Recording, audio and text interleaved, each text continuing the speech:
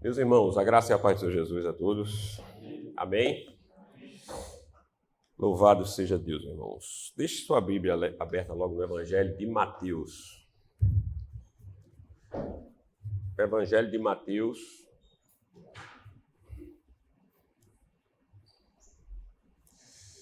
Mas nós vamos fazer um passeio hoje pela Bíblia, né?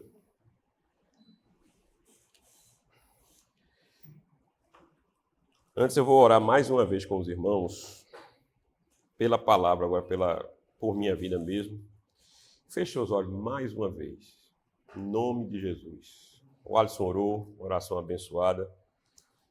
Mas vamos orar mais uma vez. Senhor nosso Deus e nosso Pai, nós rogamos a Ti nesse momento, Senhor, que o Senhor nos perdoe todos os pecados, abençoe nossa vida, traz toda a mente cativa a Tua palavra, e que o homem nada fale de si mesmo, mas que o Senhor fale aos corações.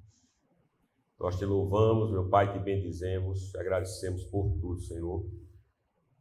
Que ninguém se inquiete, que toda mente seja trazida cativa à Tua palavra, meu Pai, em nome de Jesus. Em nome de Jesus. Tira todo sentimento faccioso do coração, toda aversão à Tua palavra, em nome de Jesus, em nome de Jesus. Tira todo sentimento contrário, toda incredulidade. Tu estás aqui no nosso meio, Senhor, em nome de Jesus. Amém, Senhor. Amém, irmãos? Amém. Irmãos, ontem eu estava vendo alguns vídeos, eu estava assim surpreso, fiquei surpreso, não é? Fui surpreendido pela quantidade, irmão, de vídeos, de milhões de acessos ou milhares de acessos.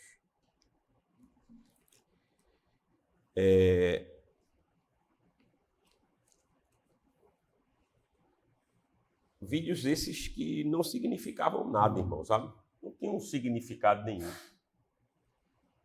E eu fiquei pensando como a nossa sociedade ela está na UTI, porque é inacreditável assim como nós valorizamos coisas que não significam nada, não é? São mulheres pequenas, sabe, irmão? Vazias, que são modelos para as meninas dessa geração, né? Mulheres vulgares, prostituídas, em tudo, irmãos, olha, em tudo. Exalando prostituição, exalando fornicação, exalando, né?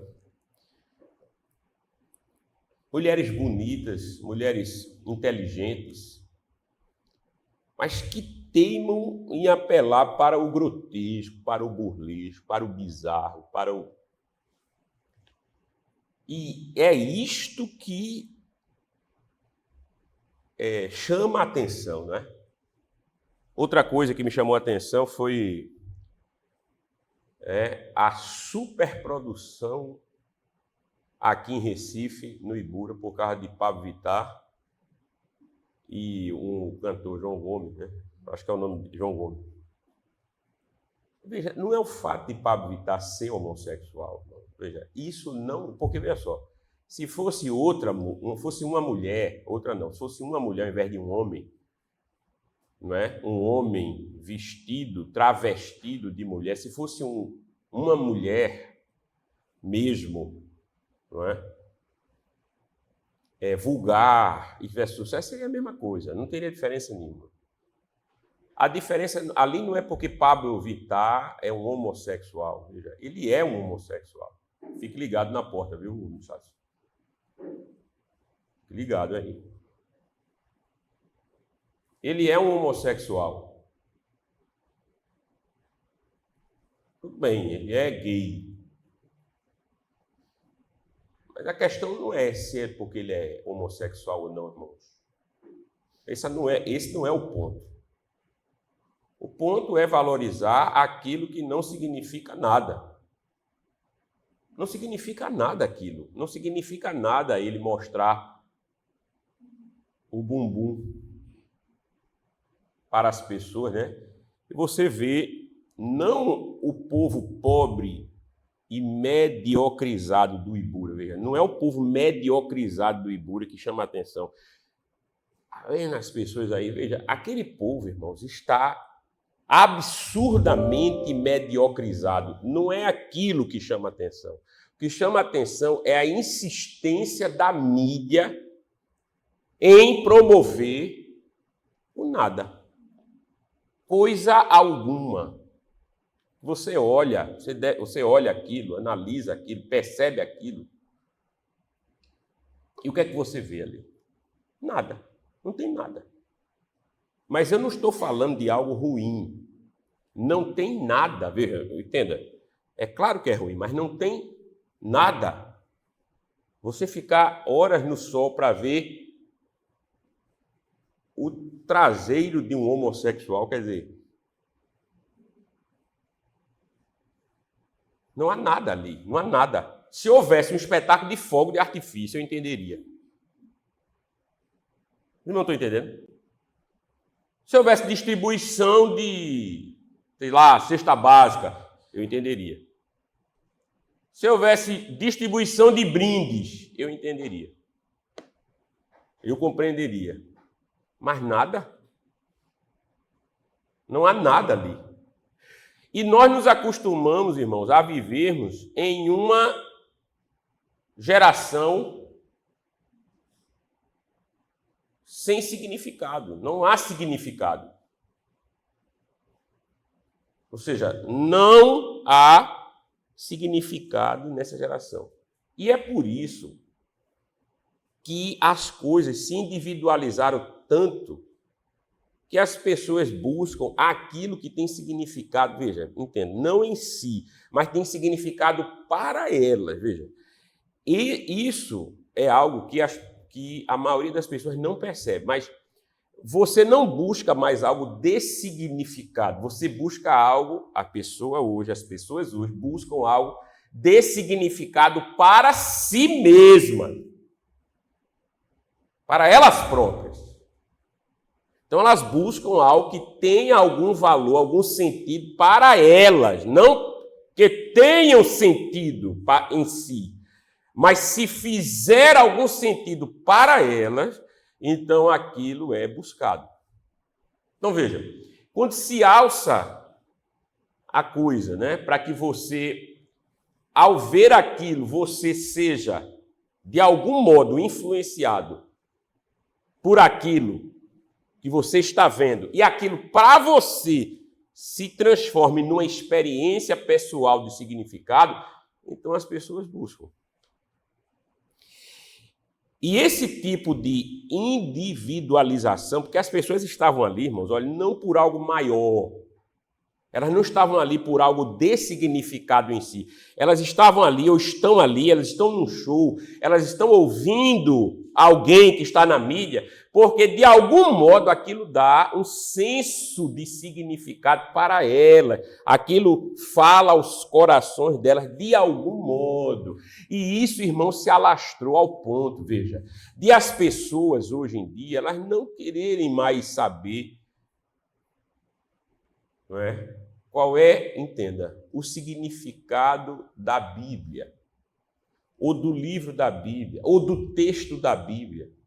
Mas o significado do livro da Bíblia, do texto da Bíblia, da palavra da Bíblia, para mim, estão entendendo? Não é o significado que a Bíblia tem, que o texto tem, que a palavra tem, é o significado que tem para mim, para mim. Então eu vou buscar palavras, vou buscar imagens, vou buscar experiências que tenham significado para mim. Não é que tenham significado. Eu não me adequo àquilo que eu estou ouvindo, não. Aquilo se adequa a mim, aquilo vem a mim. Não é que eu esteja me inclinando ao que eu estou ouvindo. Aquilo tem que se inclinar a mim, tem que ser para mim. A palavra tem que ser para mim. A vida tem que ser para a minha vida. Aquilo ali que está sendo transmitido tem que ser para mim, tem que fazer significado para a minha vida. Não sou eu que me inclino para aquilo que estou vendo, ouvindo, não. Aquilo tem que se inclinar para mim. Então as pessoas estão buscando palavras que tenham algum significado ou que façam significado para elas. Quer dizer, num sentido desse, a Bíblia, veja, só tem significado se a Bíblia falar para você. E não há modo da Bíblia falar para você, senão, então, entenda, de forma espetacular. Eu tenho que espetacularizar a Bíblia. Eu tenho que transformá-la num espetáculo para que ela possa fazer significado para você. Mas isso é o oposto, irmãos, porque não sou eu, veja. O centro não sou eu. O centro não é você. O centro é Deus. Eu não arrasto Deus para mim, não. É Ele que me arrasta para Ele, para si. E a Bíblia diz isso literalmente. Ele vos arrastou com cordas de amor. Isso é o que a Bíblia diz literalmente. Ele vos arrastou, vos trouxe com cordas de amor. Sabe por quê, irmão? Porque sabe o que é aquilo que eu vi ontem no Ibura? E os vídeos que eu vi, sabe o que é que aquilo traduz? Se traduz, é o homem buscando a sua própria experiência de satisfação, mesmo que ela não signifique nada. Aí a repórter perguntou para um assim, por que você está aqui? Ela disse, pela greia. Estou aqui pela greia. Eu disse, pronto, essa mulher falou tão absurdamente a verdade que se tornou a pessoa mais importante entrevistada ali. Porque ela falou absurdamente a verdade. Eu estou aqui pela algazarra, eu estou aqui pela greia, eu estou aqui pela satisfação pessoal de rir. Não importa se o espetáculo é grotesco, promíscuo, vazio, infernal, destrutivo. Preste atenção, irmão. Não importa se o espetáculo é dantesco. Não importa se o espetáculo é satânico. Eu estou aqui pela greia. Eu estou aqui pela algazarra, pela confusão. Eu estou aqui pela satisfação pessoal de rir dos outros e de mim. Eu estou aqui pela balbúrdia. E por que não dizer, irmão, olha, eu estou aqui pela desgraça. Eu quero ver a desgraça, porque se a desgraça me faz rir, eu estou aqui pela desgraça. Porque o importante sou eu. O importante sou eu ter alegria. O importante é que eu tenha alegria. O importante sou eu. Veja. Eu pretendo falar, a partir dos evangelhos, veja, de quem Jesus foi em cada um deles, para que você compreenda, irmão, qual é o significado da Bíblia, veja. O que é que a Bíblia apresenta? Porque a Bíblia não está falando para você, especificamente. A Bíblia está falando para todos nós, para o homem. Eu não gosto dessas individualizações que são típicas da mensagem de hoje. A mensagem de hoje é uma mensagem feita para você. Não, a mensagem de hoje é feita para todos. A mensagem de hoje é feita para vocês. A mensagem de hoje é feita para o corpo, para todos que estão aqui. Porque a maior parte nos evangelhos em que Jesus teve que ensinar as maiores lições, a maioria das vezes em que Jesus teve que ensinar as maiores lições, foi no coletivo. Foi para o corpo, para os discípulos, para a multidão, para o corpo, para a igreja. Porque você, irmão e irmã, não é o centro do universo. Você não é o centro do universo. O centro do universo é Deus. E você precisa adequar-se àquilo que Deus quer.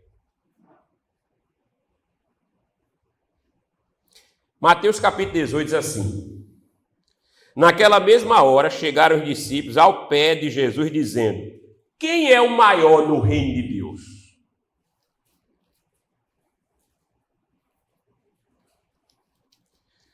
Versículo 2. E Jesus, chamando uma criança, pôs no meio deles e disse, 3, em verdade vos digo que se não vos converterdes e não vos fizerdes como crianças, de modo algum entrareis no reino dos céus. Portanto, aquele que se tornar humilde, como esta criança, é o maior no reino dos céus. E qualquer que recebe em meu nome uma criança tal como esta, a mim me recebe. Amém, meus irmãos? Veja, o que é que Jesus ensinou aqui? Jesus ensinou, neste momento, algo que tem um significado para todos nós. Qual é o significado que Jesus ensinou? Qual é o significado daquilo que Jesus ensinou? Os discípulos estavam perguntando uma coisa séria, veja, para eles. Quem é o maior no reino dos céus? Quem é? É uma pessoa como Moisés? Algum de nós aqui, Senhor? É Pedro, é João, é Filipe?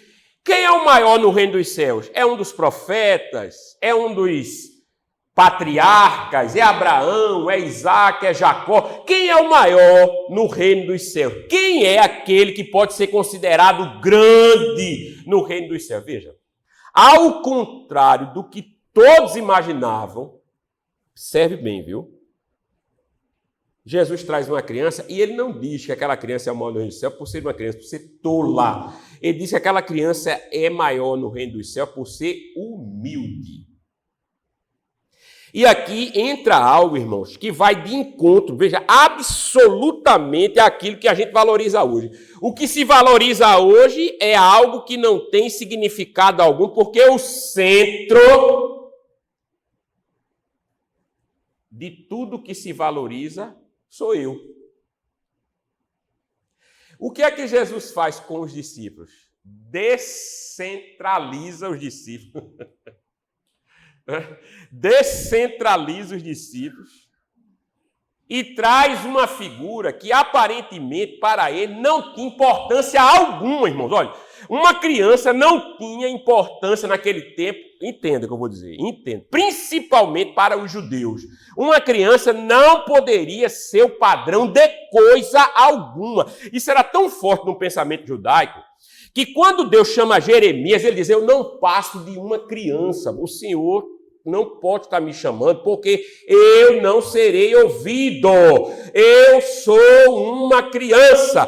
Nos amigos de Jó, falam 3, Elifaz, Bildade e Zofar. Há um quarto chamado Eliú. Ele é o mais novo entre os 3 e fala por último, é o que fala certo. Mas por ser o mais novo, ele fala por último, embora fosse o mais sensato naquela ocasião, mais ajuizado, mais espiritual. Mas ele fala por último.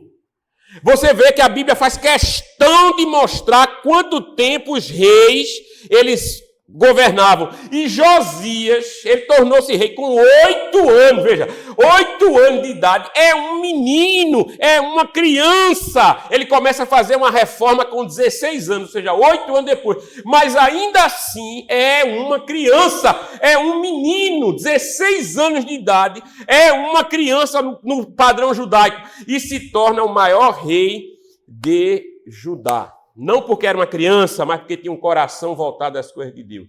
Jesus, quando descentraliza, ele mostra uma outra forma de espetáculo. Ele mostra uma outra forma de Outro exemplo extraordinário. Ele traz aquilo que era desprezado por eles e diz que ele tem uma característica, que todos deviam ter a característica da humildade. Porque no fundo, Jesus sabia que a pergunta deles sobre quem era o maior no reino dos céus, de Deus, tinha a ver com eles mesmos. Eles queriam saber se algum deles estaria perfilando entre os maiores no reino dos céus.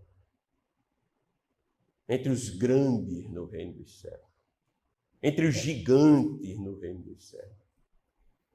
E o Senhor Jesus mostra algo que vai na contramão daquilo que eles queriam. Ele diz, a criança é maior do que vocês todos. Porque vocês têm... veja bem, ela não tem que se tornar vocês, não, viu? Vocês têm que se tornar ela. Vocês... Está vendo ela aqui? Olha, essa criança aqui. Eles olharam para ela. Sim, todos vocês precisam se tornar como esta criança. Vocês precisam disso aqui. Porque se vocês não fizerem isto, de modo algum... Olha só, viu, irmão? Entrarei no reino dos céus. Quem é o Senhor Jesus em Mateus? É aquele irmão, em Mateus, ele é aquele que subverte os padrões, viu? Ele faz muito isso em Mateus. Ele subverte os padrões. O que é valorizado em Mateus não é. Jesus ensina. O que é amado no mundo, em Mateus não é. O que é buscado no mundo, em Mateus não é.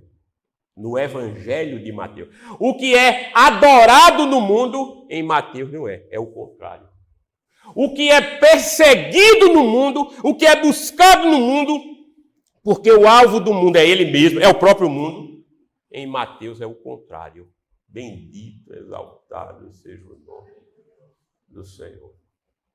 Em Mateus é o oposto. No Evangelho de Mateus, o que é ovacionado no mundo, em Mateus, no Evangelho de Mateus, é desprezado. E Jesus ensina o que é que tem realmente valor. Bendito seja o nome do Senhor. Porque o valor não está no que você quer, no que você gosta, no que você almeja. O valor está naquilo que Deus diz que é valoroso. O valor não está naquilo que é buscado pelo homem, porque o que é buscado pelo homem é vazio. O que é valoroso realmente, verdadeiramente, é o que Deus diz que é. Ainda que todos os homens desprezem, mas se Deus diz que é valoroso, é aquilo que tem valor. Bendito seja o Senhor. No Evangelho o eixo muda, eu não sou mais o parâmetro é a palavra de Deus mesmo, porque o que ela diz que é, então é. E o que ela diz que não é, não é.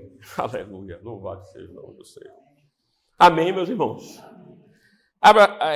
Ainda em Mateus, capítulo 23, vai lá. 23.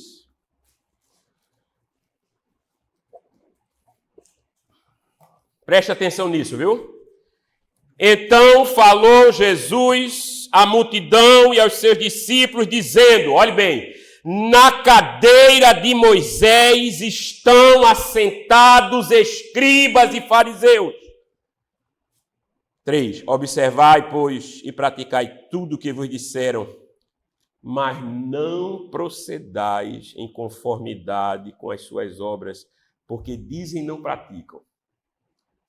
Pois atam fardos pesados e difíceis de suportar, e os põem sobre os ombros dos homens, eles, porém, nem com o dedo querem movê-los. E fazem todas as obras a fim de serem vistos pelos homens, pois trazem largos filactérios e alargam as franjas das suas vestes, e amam os primeiros lugares nas ceias, e as primeiras cadeiras nas sinagogas, e as saudações nas praças, e serem chamados pelos homens de Rabi, Rabi, professor, mestre. Vós, porém, não queirais ser chamados Rabi, porque um só é o vosso mestre, a saber, o Cristo, e todos vós sois irmãos. E a ninguém na terra chamei vosso Pai, porque um só é o vosso Pai, o qual está nos céus. Nem vos chameis mestres ou rabi, porque um só é o vosso mestre, que é o Cristo. Porém, o maior dentre vós será o vosso servo. E o que a si mesmo se exaltar será humilhado. E o que a si mesmo se humilhar será exaltado. Bendito seja o nome. Jesus está dizendo para não chamar ninguém de professor. Não posso chamar o professor aqui não, porque ninguém chamei de mestre. Essa é a cabeça do povo. Não é? Eu não posso chamar o professor fulano e tal não, porque a vez de ninguém chamei de mestre, né?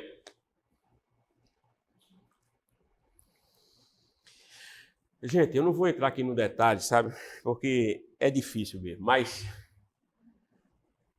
o que Jesus está dizendo, irmãos, é para você não ser guiado, preste atenção, pela palavra de homens.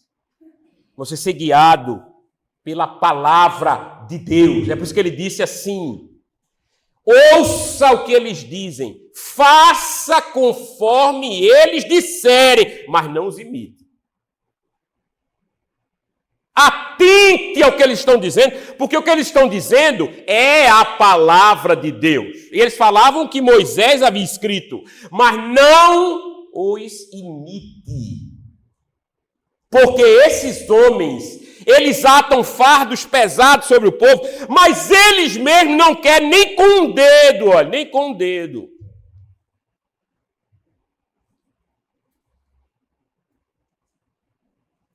Traga para a situação de hoje. Traga para a situação de hoje. Traga para a situação de hoje. Veja.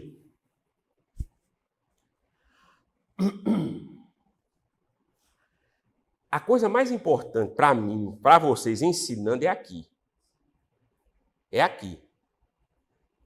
Bíblia. Certo? Mas veja, preste atenção, irmão, preste atenção. Quando eu estou ali fora com você, rindo, conversando, no mesmo ambiente, sem nenhum tipo de barreira, sem nenhuma separação. Veja, quando eu prefiro a sua companhia a de outras pessoas que estão pregando ou que têm alguma influência, sabe o que acontece? Hoje, no nosso meio, não há nenhum tipo de valor nisso, não. Há valor se eu fizer hoje, é exatamente o oposto do que está sendo dito aqui. Há valor, sabe como se há valor? Como é que há valor? Vou dizer. É se eu botar uma cadeira aqui com o encosto e bata ali, ué. Vocês não, porque já ouviram muito isso de mim, vocês vão reclamariam entre si. Mas as pessoas que viessem para cá, elas não reclamariam, não. E elas lotariam isso aqui e diziam, está certo. Isso está certo.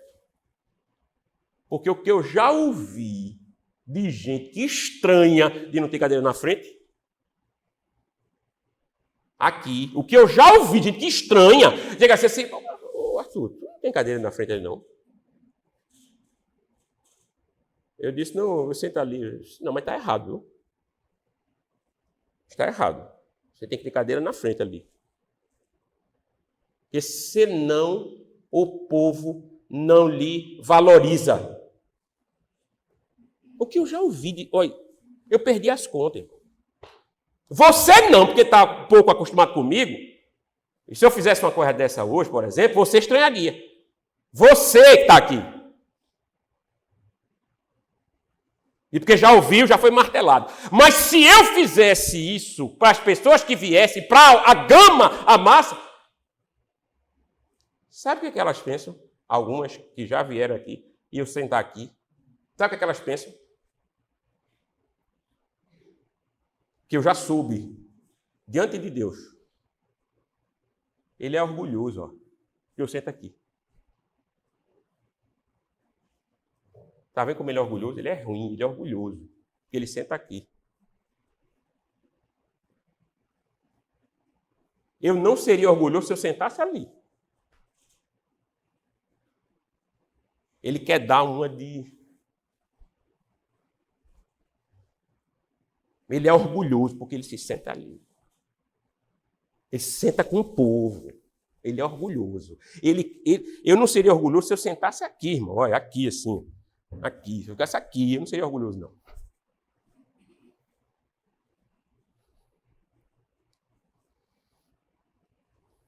Por que você acha que Jesus falou essas palavras, irmão? Hein?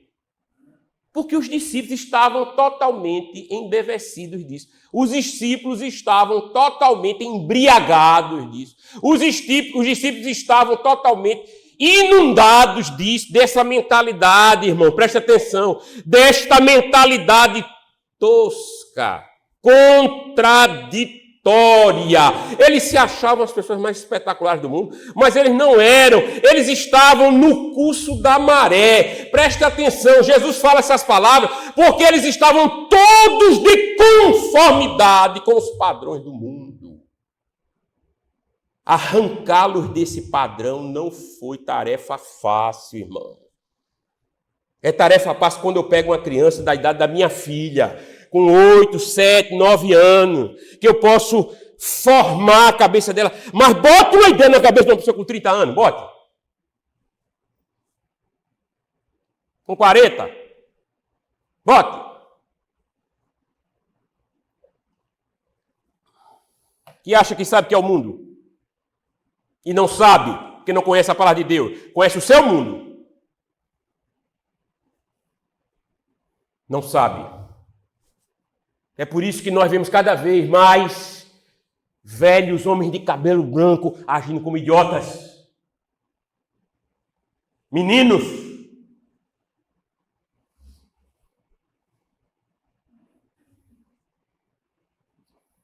Com pornografia. Com prostituição, com vício. Ensinando o que para essa geração? Nada. Que se tornaram idiotas.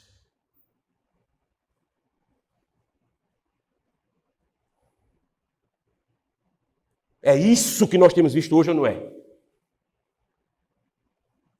E é por isso, irmãos, que Jesus está tentando arrancar os discípulos daquele sistema carcomido que eles pensavam, viu, que não estavam lá. Eles pensavam que eram. E o Senhor Jesus diz, olhe, não deseje o que eles desejam a saudação nas praças, eles desejam entrar em um ambiente eclesiástico, fingindo humildade, com a Bíblia na mão, seja ela grossa, seja ela fina, grande ou pequena, eles almejam entrarem nesses ambientes, irmão, e serem adorados pelos homens, eles almejam isso, serem adorados pelos homens, não almeje isso.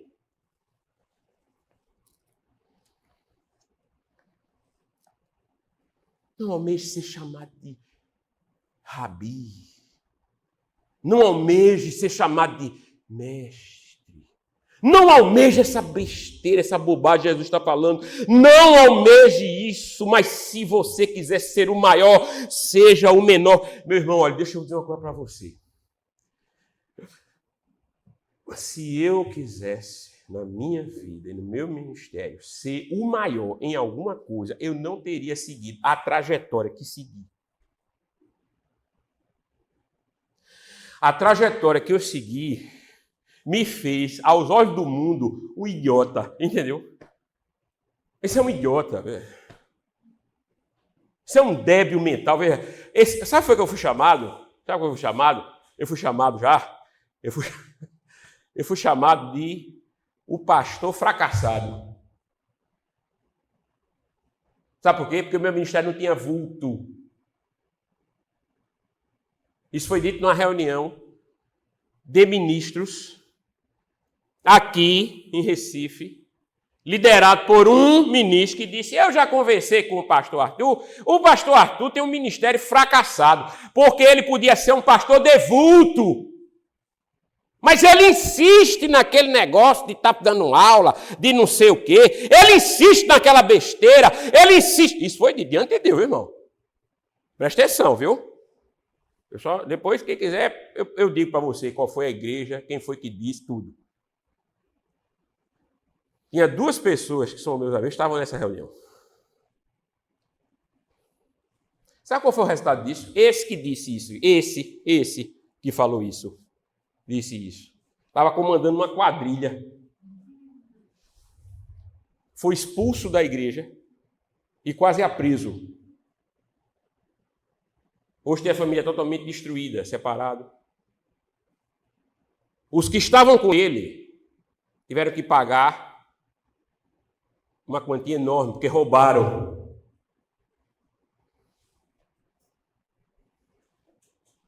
Mas veja, eu não estou dizendo que quem faz o mal, quem fala o mal, quem sempre termina assim, não, ou fica nesse caminho, não. No caso dele foi assim. Mas quando ele estava no auge do poder, e com os demais, seus asseclas, ele disse assim: isso é um fracassado. Isso aí também, ele podia ter um ministério, está aqui conosco, podia estar aqui conosco. Ele podia fazer parte aqui desse ministério, mas fica aquele negócio da aula. Isso é um fracassado. O ministério dele esse é um pastor fracassado.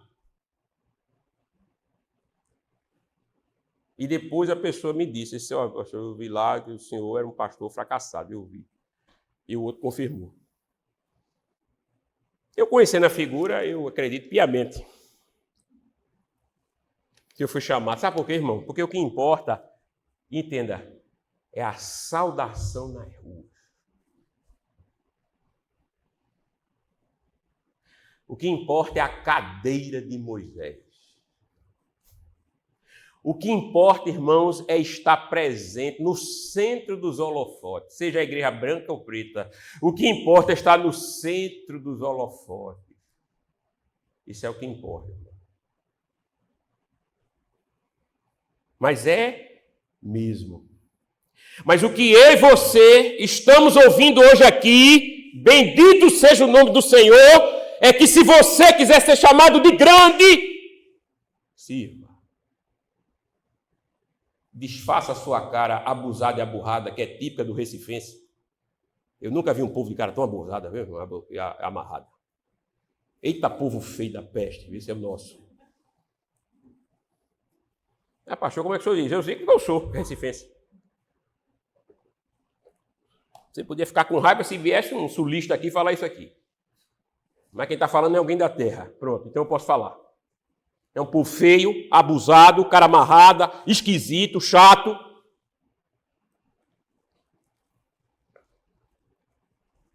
Intragável.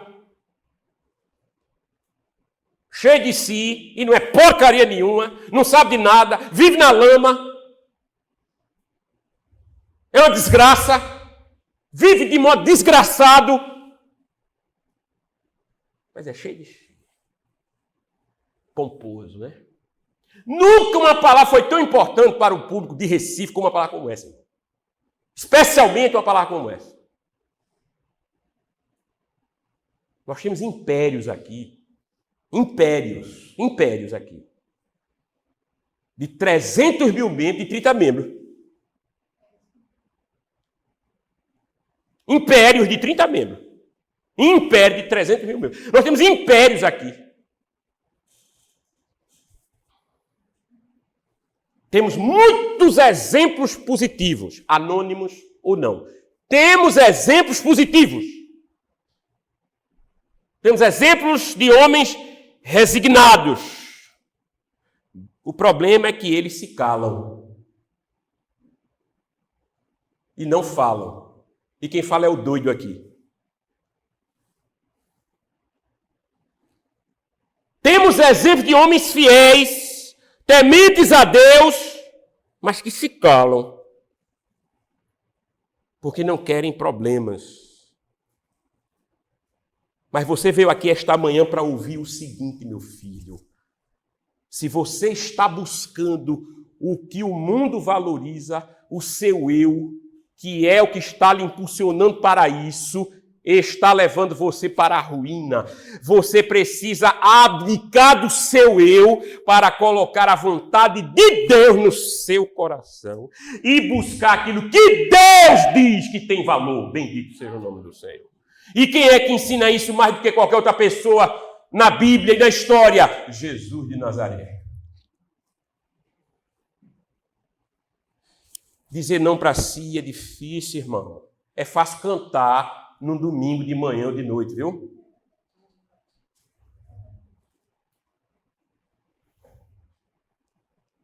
Quero, Senhor, minha vida oferecer como oferta de amor e sacrifício. Pai, vamos fazer uma cotinha aqui para R$2, R$3 ali. Oxi! Só fala em dinheiro.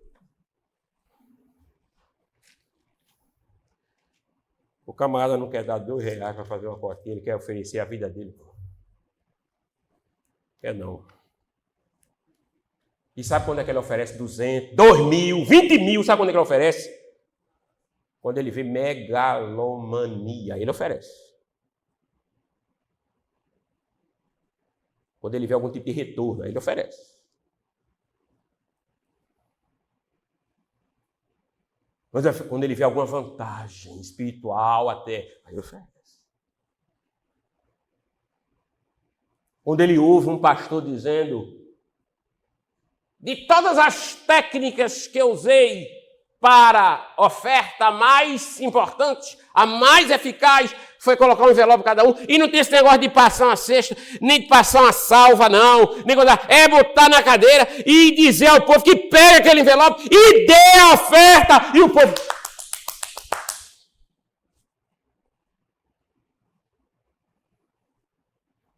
Eu não estou falando de Universal do Reino de Deus, não, viu? Nem estou falando de mundial. Não estou falando de R.R. Soares, não, viu?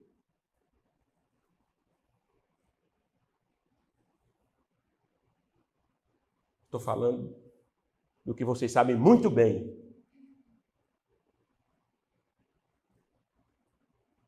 Porque o que está no centro, irmão, sou eu.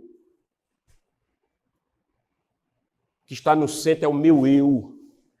É a minha vontade. Você sabe que aqui o crente devia cantar, principalmente aqui? Quero, Senhor, minha vida não oferecer. É isso que ele devia cantar. Porque esta é a verdade. Como nenhuma oferta de amor e sacrifício, quero a minha vida a ti não entregar. Deus me livre como oferta em teu altar. É isso que devia cantar, porque esta é a verdade. Porque quem quer oferecer a vida, irmão, mesmo, oferece. Arregaça as mangas. Chega cedo. Trabalha. Faz. Baixa a cabeça. Diz assim, faça ali. Ele vai e faz. Vem para cá, ajuda aqui. Ele vai e vem, faz. Quem quer oferecer a vida, diz, estou aqui. Eis-me aqui, Senhor. Quem quer oferecer a vida mesmo, estuda. Quem quer oferecer a vida mesmo, faz. Estou dando exemplos que são do nosso dia a dia. Quem quer oferecer a vida mesmo, tem um carro aí, não sai, bateu, correndo, vai embora não.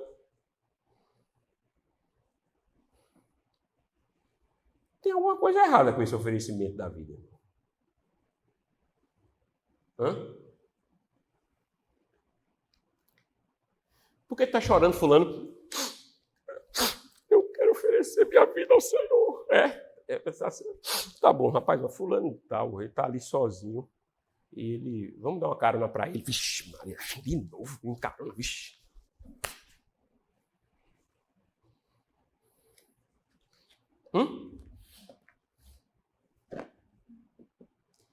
Perdoa, irmão, mas o que nós buscamos normalmente não é o que Jesus disse que buscássemos. Não estamos caminhando no rumo certo, não. A igreja não está bem, não, irmão. Do Senhor não está bem, não. Não vai ficar melhor, não, irmão. O Brasil não é do Senhor Jesus, não, irmão. O Brasil é dos corruptos, dos sanguinários, dos idólatras, dos espertos. O Brasil não é do Senhor Jesus, não, irmão. O Brasil é do Senhor Jesus. Vamos gritar na coisa. Vá, grite até de noite ali. De onde tu vens? Deus perguntou a Satanás, de rodear a terra e passear por ela. Sabe o que ele está dizendo a Deus? Ele está dizendo assim, esta porcaria aí é minha. Eu ando no meu terreno do jeito que eu quiser e eu faço o que eu quiser. É Deus que coloca um freio nele aí. É Deus que coloca uma... É Deus que diz, vá, toque em Jó, mas não mate, viu? É Deus que coloca um freio nele. Mas ele diz o que a Deus lá em Jó? Eu pedi permissão ao Senhor para rodear a terra. É assim que ele diz? O que é que ele diz a Deus? Eu vim de rodear a terra e passear por ela, fazendo o que eu quiser, destruindo as vidas que eu quiser, tocando em quem eu quiser, porque a terra é minha. Não foi isso que ele disse a Jesus? Tudo isto te darei, se prostrado me adorares, porque me foi dado e eu dou a quem eu quiser. Brasil é do Senhor Jesus. Vou fazer um ato profético na praia. O Brasil é do Senhor Jesus. Vá fazer ato profético. Vá. Berre até morrer no ato profético. Que é isso, Arthur? Nós estamos fazendo uma coisa de fé. De fé coisa nenhuma. Você quer fazer uma coisa de fé? Diga o que Jesus valorizou. Cale a boca. Não seja arrogante. Não seja petulante, não seja soberbo. Você não sabe a Bíblia, cale-se e busque a palavra de Deus. E faça conforme ela está dizendo, letra a letra. Arrependa-se quando você erra. Não seja um jumento que precisa de cabresto e que está dizendo isso é a Bíblia. Não seja como um cavalo que precisa de amarra e cabresto. Faça como a Bíblia está dizendo. E você vai ver, a começar do seu chão, o Brasil ser do Senhor Jesus. Brasil é do Senhor Jesus. Porcaria nenhuma, irmão. O Brasil é do Senhor Jesus, irmão. Claro que Deus é o dono do universo. Pode fazer assim e acabar com tudo. Claro que é, meu irmão. Mas Ele não faz. Por que não faz? Por que não mata esses homens? Por que Ele não transforma todas as coisas? Porque essa é a nossa cruz. Porque no mundo tereis aflições, mas tendo bom ânimo, porque eu venci o mundo. É o que Jesus disse. Porque vão vos perseguir e levar para os tribunais. E vão vos maltratar, vão mentir, vão levantar falsos contra você, vão judiar você. Se você for um defensor da verdade, daquilo que eu valorizo, vão dizer o cão de você, mas permaneça fiel, não se molde, não se conforme, não se transforme naquilo que o mundo quer. É isso, irmão. É isso que faz o Brasil ser do Senhor Jesus. Não é berrar numa praia. Não é vestir uma camisa branca com o nome de Jesus. E sair feito um bando de loucos. Ouvindo chacota de quem manda nesse país. E assim, olha para aí os idiotas. Olha os débeis mentais. Olha para aqui. Eles acham que mandam em alguma coisa, ó.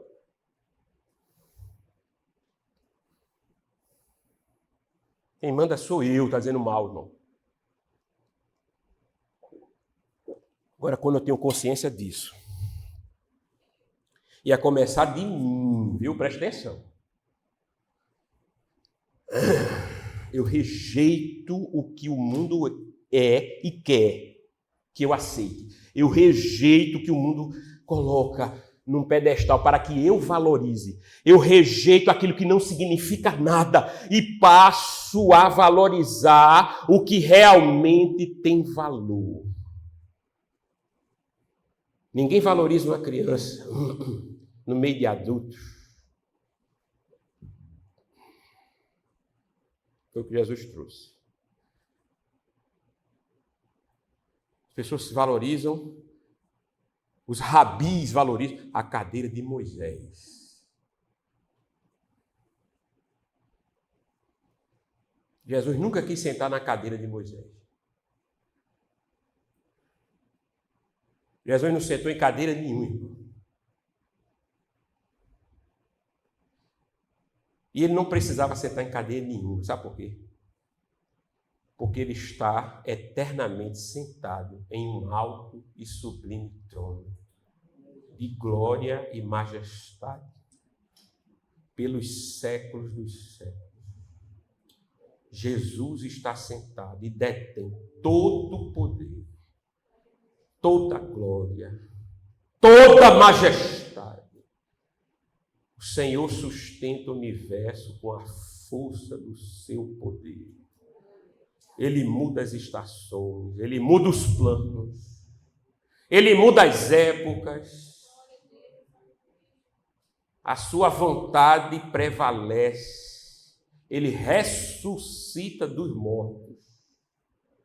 O Senhor faz como quer e como lhe apraz.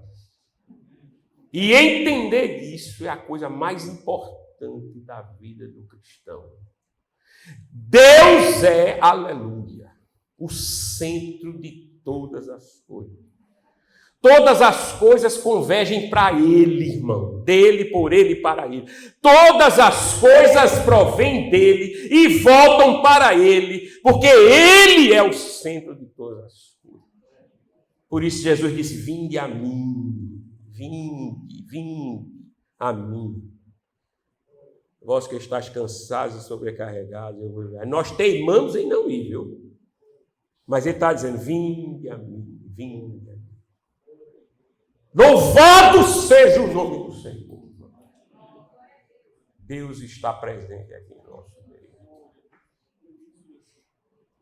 Aleluia, glória a Deus. Vamos ficar em pé, em nome de Jesus.